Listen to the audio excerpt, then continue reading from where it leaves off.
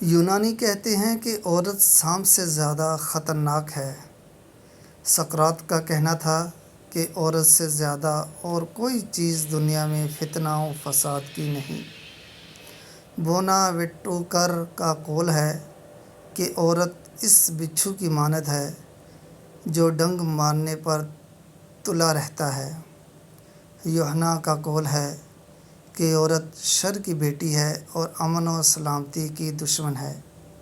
Roman Catholic فرقہ کی تعلیمات کی روح سے عورت کلام مقدس کو چھو نہیں سکتی اور عورت کو گرجا گھر میں داخل ہونے کی اجازت نہیں۔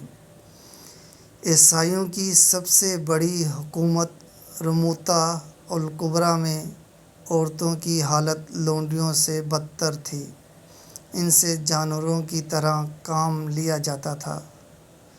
یورپ کی بہادر ترین عورت جون آف آرک کو زندہ جلا دیا گیا، لیکن دور جاہلیت کے عربوں میں عورت کو اشعار میں خوب و رسوا کیا جاتا تھا اور لڑکیوں کے پیدا ہونے پر ان کو زندہ دفن کر دیا جاتا تھا۔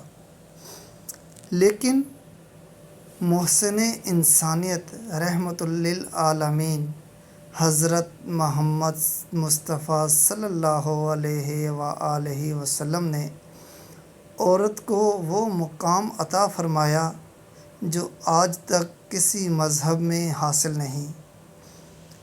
اب اگر عورت ماں ہے تو اس کے پاؤں کے نیچے جنت، بیٹی ہے تو بخشش کا ذریعہ، بیوی ہے تو ایمان کی تکمیل کا ذریعہ، بہن ہے تو غیرت کا ذریعہ،